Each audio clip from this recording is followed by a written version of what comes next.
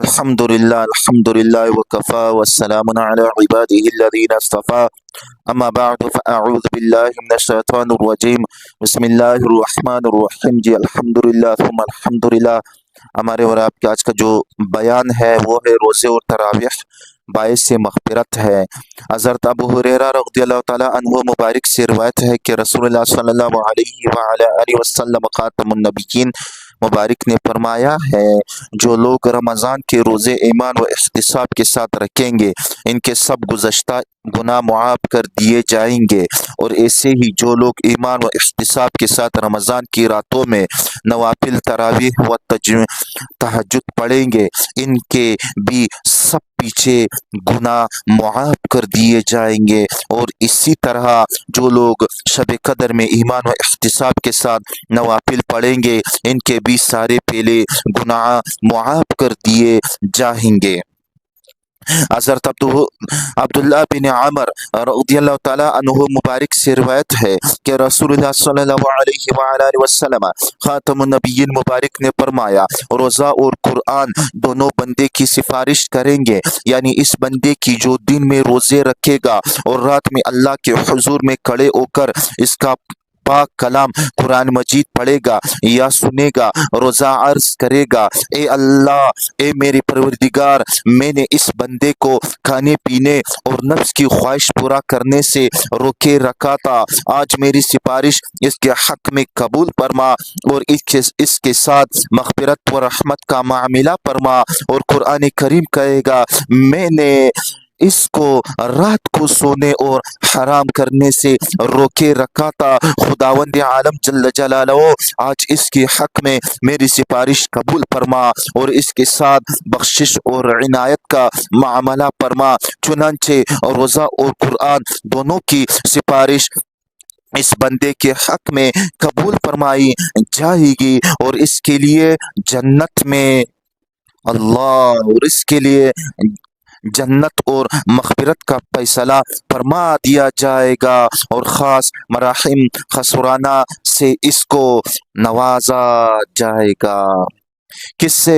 خوش نصیب ہیں وہ بندے جن کے حق میں ان کے روزوں کی اور نوافل میں ان کے پڑھے ہوئے یا سنے ہوئے قرآن پاک کی سفارش قبول ہوگی۔ یہ ان کے لیے کیسی مسرت اور فرحت کا وقت ہوگا۔ اللہ تعالیٰ اپنے اس سیاہ کار بندے کو بھی محض اپنے کرم سے اس خوش بختوس کے ساتھ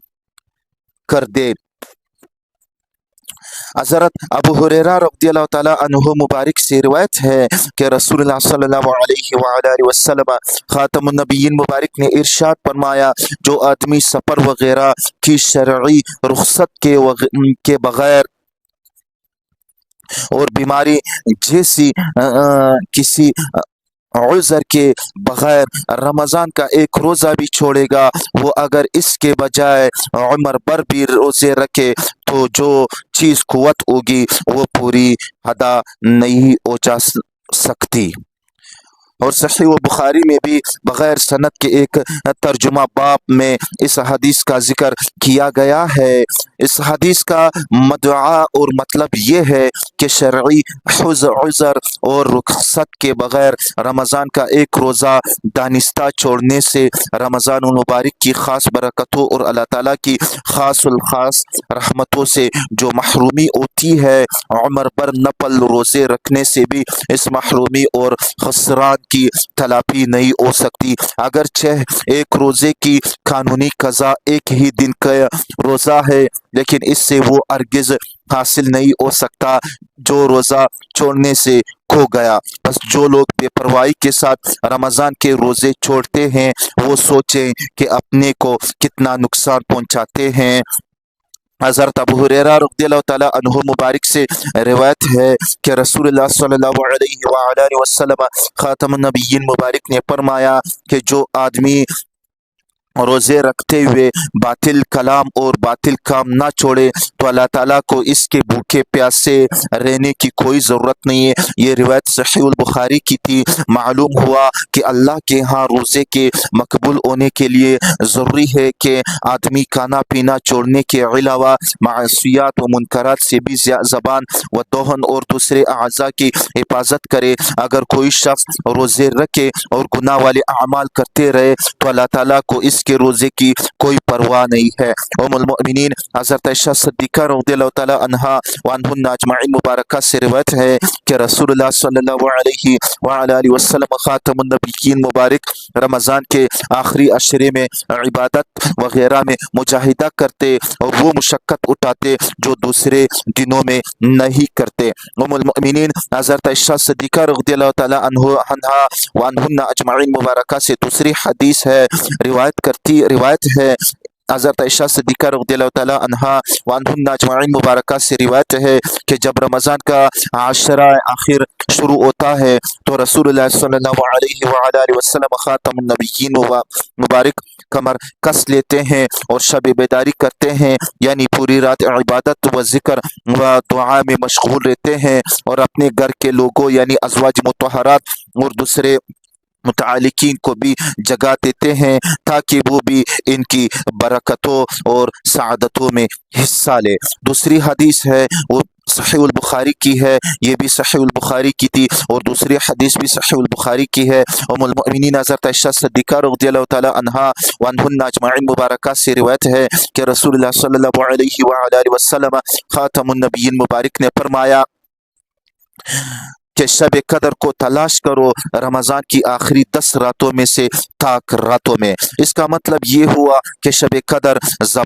زیادہ تر عشرہ آخر کی تاک راتوں میں سے کوئی ایک رات ہوتی ہے، یعنی 21ویں یا 23ویں یا 25ویں یا 27ویں یا 29ویں شب قدر کی اگر اس طرح تعین کر دی جاتی ہے کہ وہ خاص فلاں رات ہے تو بہت سے لوگ بس اسی رات میں عبادت وغیرہ کا خاص اہتمام کیا کرتے ہیں۔ اللہ تعالیٰ نے اس کو اس طرح مبہم رکھا کہ قرآن مجید میں ایک خاص جگہ فرمایا گیا ہے کہ شب قدر میں نازل ہوا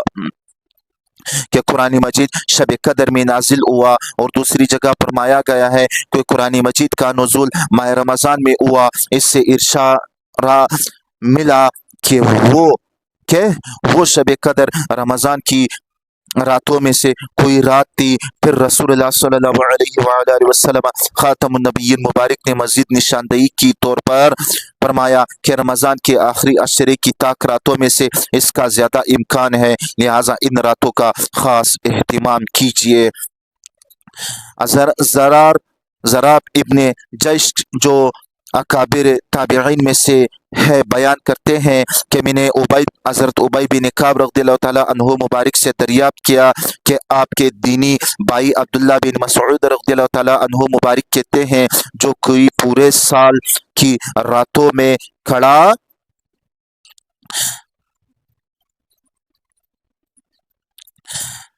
ہو گیا، یعنی ہر رات عبادت کیا کرے گا، اس کو شب قدر نصیب ہو ہی جائے گی۔ لیلۃ القدر سال کی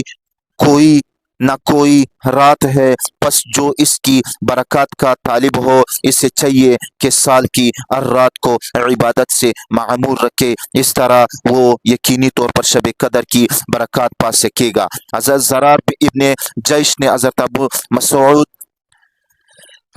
مسعود رضی اللہ تعالیٰ عنہ کی یہ بات نقل کر کے حضرت عبید بن کعب رضی اللہ تعالیٰ عنہ مبارک سے دریافت کیا کہ آپ کا اس بارے میں کیا ارشاد ہے۔ انہوں نے فرمایا کہ بھائی ابن مسعود پر خدا کی رحمت ہو، ان کا مقصد اس بات سے یہ تھا کہ لوگ کسی ایک ہی رات کی عبادت پر قناعت نہ کر لے، ورنہ ان کو یہ بات یقیناً معلوم تھی کہ شب قدر رمضان ہی کے مہینے میں ہوتی ہے اور اس کے بھی خاص آخری عشرہ ہی میں ہوتی ہے، یعنی 21ویں سے 29ویں یا 30ویں تک۔ جی الحمدللہ ثم الحمدللہ، ہمارے اور آپ کا آج کا جو بیان ہے وہ اختتام پذیر پہ پہنچ گیا ہے۔ وآخر دعوانا ان الحمدللہ رب